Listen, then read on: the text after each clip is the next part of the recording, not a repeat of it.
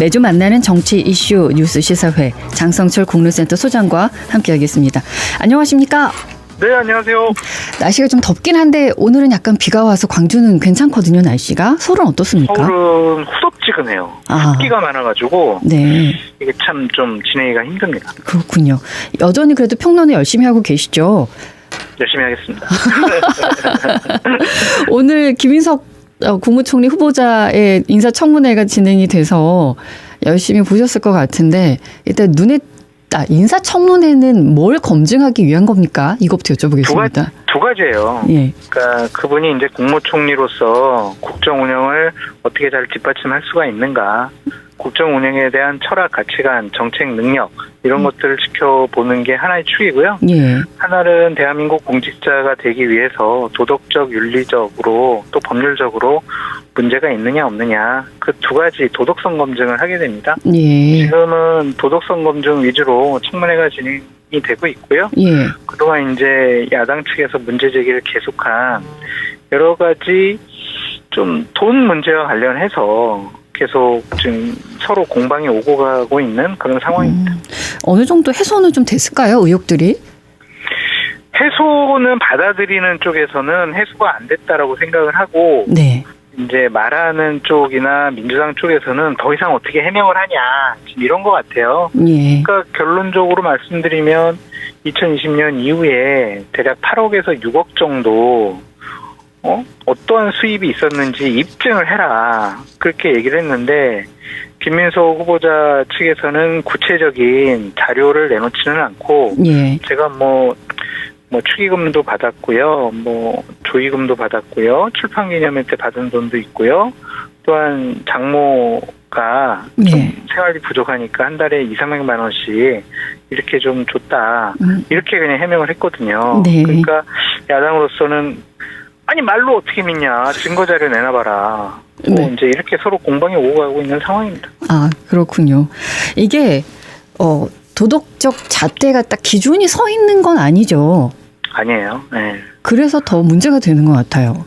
그렇죠. 예전에는 위장전이 뺐다가 들통이 나가지고 그냥 바로 국무총리 후보자에서 사퇴한 경우도 있었고요. 네. 사진 하나 들이댔는데 암만 모른다고 했다가 사진 찍은 것 갖고도 국무총리 후보자에서 내려온 적도 있고요. 네. 이렇게 상당히 이제 도덕적인 기준이 해마다 좀 약화되는 것 같아요. 이제 위장전이까지고 예. 그냥 누구를 안다 모른다 가지고 국무총리 후보자가 자진 사퇴하거나 지명철에 당하지는 않는 것 같고요. 예. 여러 가지 이제 복합적으로 봐야 되는데 중요한 건 여론이겠죠. 김민석 후보자가 해명하는 것에 대해서 여론의 움직임, 특히 이재명 대통령의 지지율이 대폭 낮아지게 되면 대통령 측도 이건 부담감 가질 수밖에 없고 네.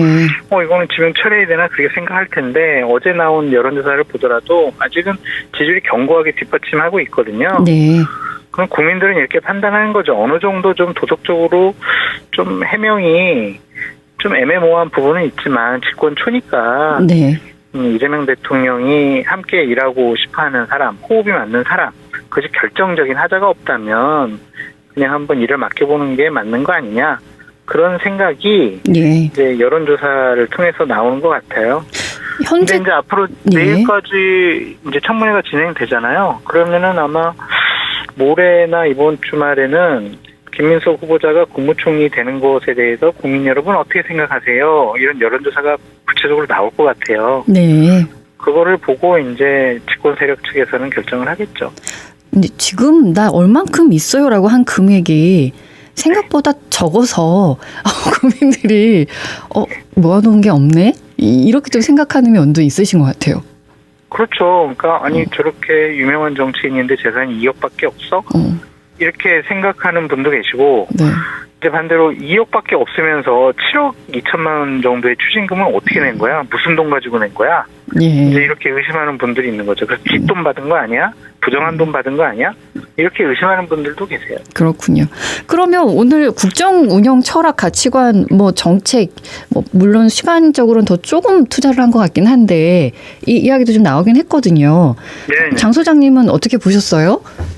그냥 원론적인 얘기밖에 못 하실 거예요. 어쨌든 국무총리라는 자리가 대통령의 명을 받아서 국무위원 각 부장관을 통괄하는 자리잖아요. 네. 그러니까 자신이 어떠한 정책적인 마인드를 갖고 있다라는 거, 그걸 책임 총리인데 우리나라 대통령제 하에서는 책임 총리 제도가 이제 완착되지는 못했잖아요. 예. 근데 김민석 후보자 같은 경우에는 이재명 대통령과 당대표와 뭐 최고위원으로 상당 기간 호흡을 맞춰왔고, 정책적인 면에서는 김민석 후보자가 제가 생각해도 훌륭하게 준비된 분이라고 생각이 들거든요. 네.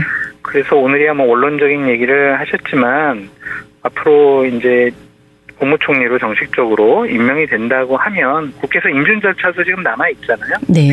그런 것들이 통과된다 그러면 아마 이재명 대통령과는 호흡이 잘 맞는, 그리고 어느 정도는 좀 여러 가지 권력을 총리에게 이양하는 그런 모습도 좀 보이지 않을까라는 생각이 듭니다. 브레인이다 이런 이야기도 있어요. 불행? 브레인. 머리 좋다. 아, 예. 네. 그 부분은 뭐 충분히 우리가 지난번 비상계엄 전국에서 처음 윤석열 전 대통령의 비상계엄을 문제 제기를 했고, 그 과정 중에 이제 민주당이 중심을 잡는데 뭐 혁혁한 공을 세운 거는 맞잖아요. 예. 그래서 이제 대선까지 이끌어낸 거다, 그렇게 볼 수밖에 없죠. 그래서 윤석열 정권을 무너뜨리고 이재명 정권을 탄생을 시키는데 김민석 후보자가 상당한 지분과 공헌을 한 거는 맞죠. 예. 그래서 우리나라 지금 어려운 상황도 잘 타개해 나갈 수 있는 좋은 계획들을 세워주지 않을까, 이런 기대감을 가져도 될까요? 국무총리는 조율하는 자리예요. 뭘 직접적으로 시행을 하거나 명령을 하거나 그런 것이 아니라, 예. 이제 국무회의를 보통 주재를 많이 하시잖아요. 네. 그러면 각 부장관들이 어떠한 이견이 있을 때 국무총리실에서 이견을 조정을 해서 국가적인 에너지를 조금 더 강하게 발휘할 수 있는 그런 역할을 하시는 거거든요. 네. 한마디로 윤활유 같은 역할을 하시는 거죠.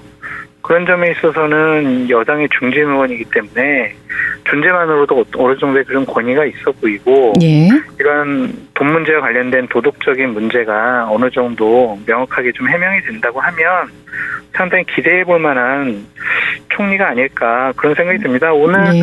모두 발언에서 본인이 생각하는 총리상에 대해서 자세하게 말씀을 하셨더라고요. 뭐 소통하는 총리가 되겠다, 경청하는 총리가 되겠다, 뭐 이렇게 한 4-5가지를 얘기를 하시던데 대단히 좀 인상적으로 봤어요. 그래서 예. 오늘 말씀하신 것만큼 총리직을 수행하게 된다면 성공적인 총리가 될 수 있지 않을까 기대해 봅니다. 예, 우리 국민들을 위해서도 꼭 지켜주십사 하는 기대감을 좀 그럼요. 가져보겠습니다. 맞아요. 근데 오늘 인사청문회가 준비가 되어 있었었는데 하루 전인 어제 11개 부처의 장관 지명을 이재명 대통령께서 하셨단 말이에요. 예. 예, 이거는 어떤 의미가 있어요? 글쎄, 그래서 기자들 사이에서는 이거 묘하다. 시기적으로. 보통은 장관을 추천하는 게 국무총리의 역할 중에 하나인데, 지금 국무총리 인사청문회를 앞두고 이거를 발표를 하신 거는 혹시 김민석 후보자의 낙마 가능성도 염두에 두고 미리 한 거 아니야? 막 이러한 얘기도 나오던데, 네.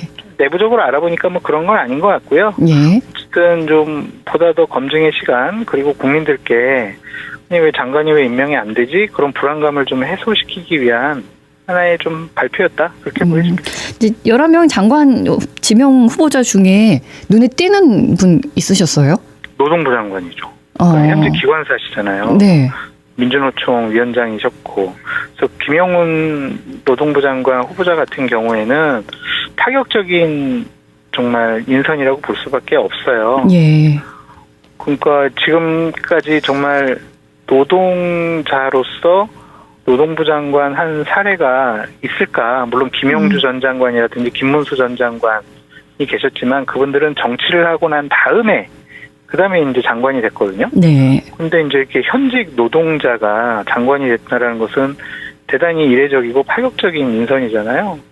하나의 정치적인 실험이라고 볼 수밖에 없는데, 네. 하여튼 인사청문회 과정 중에서 본인의 역량을 잘 좀 설명을 하고 또한 장관으로 임명이 된다고 하면 제대로 그 노동부 공무원들과 우리나라 노동자들을 위한 정책을 현실감 있게 잘 할 수도 있겠다. 근데 공무원들한테 이제 따돌림 당하거나 예. 휘둘리거나 그럴 가능성도 있어요. 행정은 경험해 보신 적이 없잖아요. 그러네요. 법률을 어떻게 만들고 예산을 어떻게 따고 막 이런 것들은 잘 모르시잖아요. 네. 그럼 공무원들이 새로운 만만한 장관들 오면 딱 두 개로 죽여버려요. 어떻게요? 일정과 보고서로 죽여버려요. 어떤 의미예요? 사무실에 있지 못하게, 현안 파악하지 못하게 오전에 일정 2개, 오후에 일정 2개 딱 해놔요.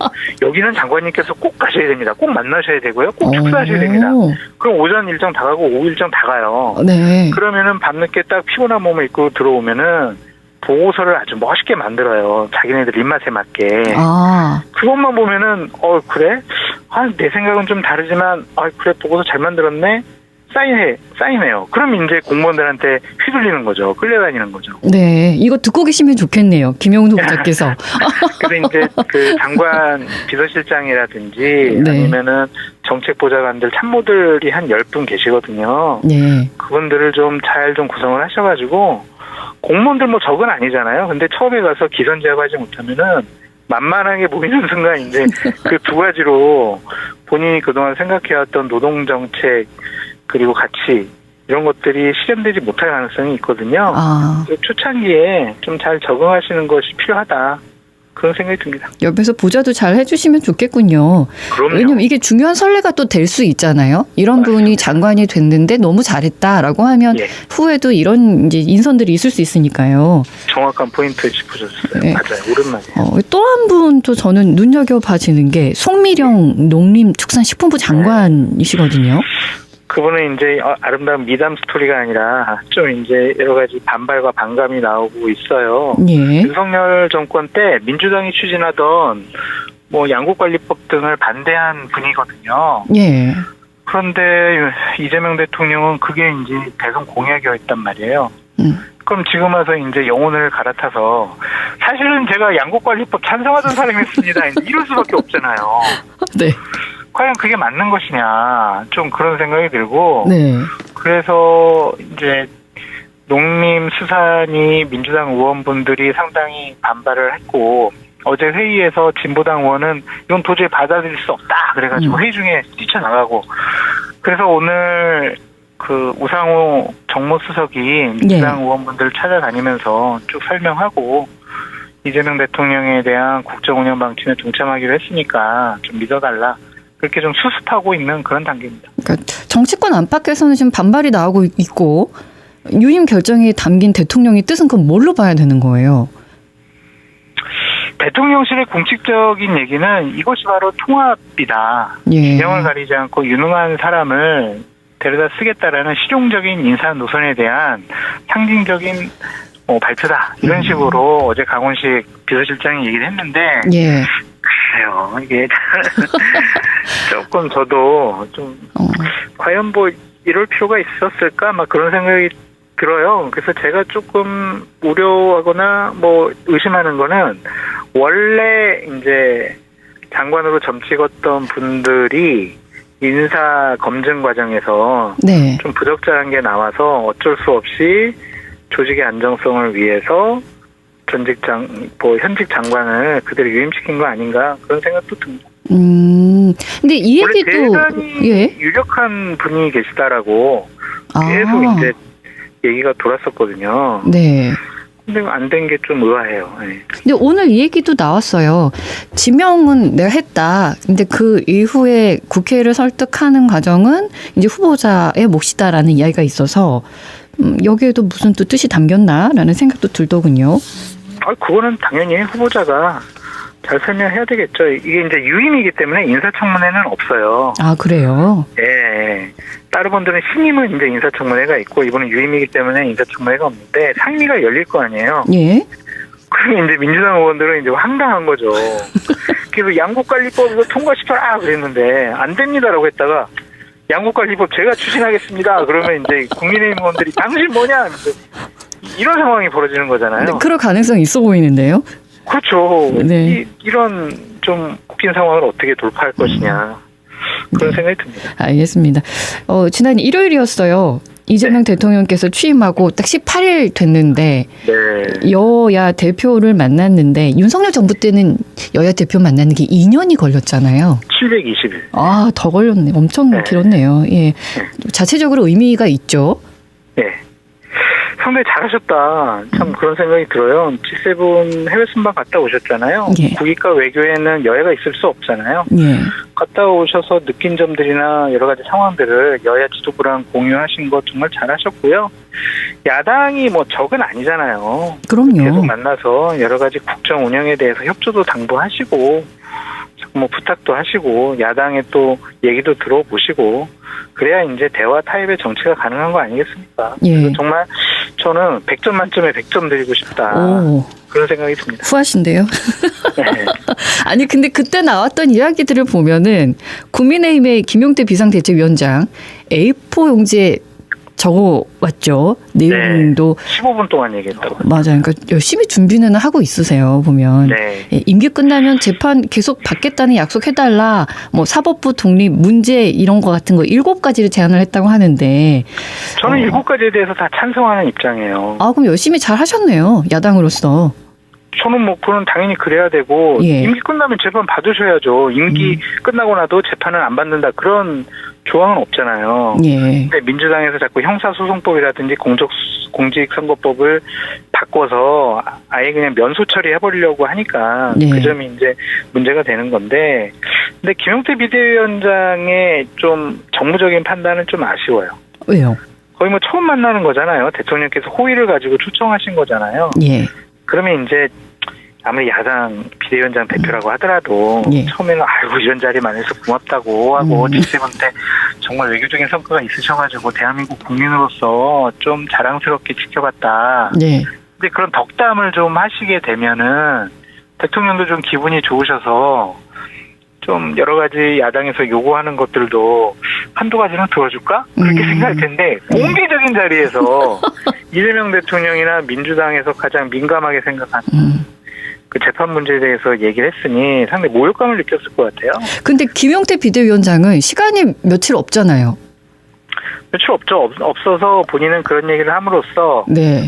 국민의힘 지지자들에게 좀 인정을 받고 어필을 해서 그런 느낌이 있어 보여요. 이제 예. 당대표에 나가려고 하는 것이 아니냐. 이제 여러 가지 그런 분석과 추측도 나오고 있습니다. 예. 일단은 멋진 자리는 일찍 만들긴 하셨어요. 그건 잘하신 거예요. 본인이 너무 이런 자리를 야당 대표 때 갖고 싶었는데 못했었기 때문에 일찍 한 게 아닌가라는 생각도 들더군요. 그 생각과 마음이 변하지 않으셨으면 좋겠고요. 예. 오늘도 참 제 마음에 심금을 울리는 말씀을 하셨던데 예. 권력은 아무것도 아니다. 부채 바람에도 권력이 날아갈 수 있다. 항상 겸손하고 국민 앞에 낮은 자세로 임해야 된다. 그런 말씀을 하셨더라고요. 그러니까 본인이 그런 생각과 판단을 갖고 있다면 정치 잘하실 것 같다. 예. 대통령직 잘하실 것 같다. 그런 생각이 듭니다. 그래서 누구나 처음에는 또 주옥 같은 말을 많이 해요. 예.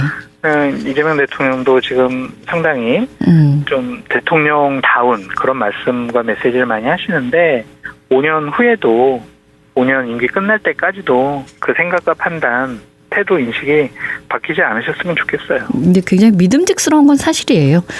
현재까지는. 네, 네. 근데 대통령의 이번 나토 정상회의 불참이 결정이 됐거든요. 네. 여야의 의견이 좀 나뉘어서 이거는 네. 어떻게 보세요? 만약에 중동 사태가 없었고 뭐 일본의 총리라든지 다른 쪽 호주 총리도 안 간다는 것 같은데 예. 그런 분들이 간다면은 가서 여러 가지 얘기를 나눌 수 있지만은 지금 중동 사태도 벌어졌고 또한 가서 이제 우리 뭐 야당이라든지 아니면은 좀 갔으면 좋겠다라고 생각하는 쪽에서는 만나가지고 관세 동맹이라든지 여러 가지 문제를 해결하고 와야 되는 거 아니야? 예. 자유우방 세계의 편에 서서 우리가 러시아나 중국이나 뭐 이런 쪽과 어느 정도는 좀 대척점에 있는 모습을 보여줘야 되는 거 아니야? 이런 주장을 하던데 예. 지금 상황은 되게 좀 심각하잖아요. 네. 그래서 좀 한쪽 편을 드는 듯한 모습을 보이는 것이 과연 적절할까? 그래서 중동 문제가 있기 때문에 안 가시는 것도 하나의 뭐 좋은 판단이 아니냐, 좀 그렇게 생각을 하고 있습니다. 알겠습니다. 마지막 한 가지만 더 여쭤보겠습니다. 남북 관계 기조가 바뀌었잖아요. 이 정부 바뀌었죠. 들어가지고. 근데 네. 장관 후보자를 이제 정동영 후보자를 맞습니다. 지명을 하셔서 이거는 어떤 의미일까요? 그것도 잘한 것 같아요. 칭찬만. 이제 네. 통일부 장관을 여기 하셔가지고 전문성이 한번 있으신 거고, 네. 또한 그 북한에서는 이렇대요.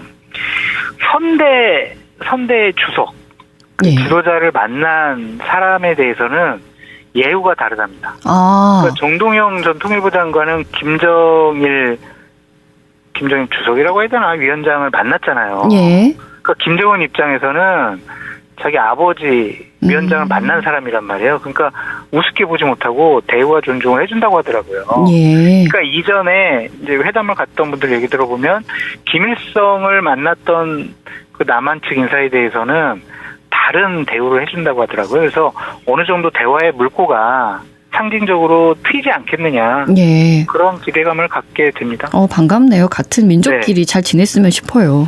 아유, 그럼요. 전쟁은 나면 안 되죠. 예. 오늘 말씀 고맙습니다. 감사합니다. 장성철 공론센터 소장과 함께했습니다. 언제 어디서나 내 손 안의 뉴스 광주 MBC 뉴스 유튜브 구독으로 함께하세요.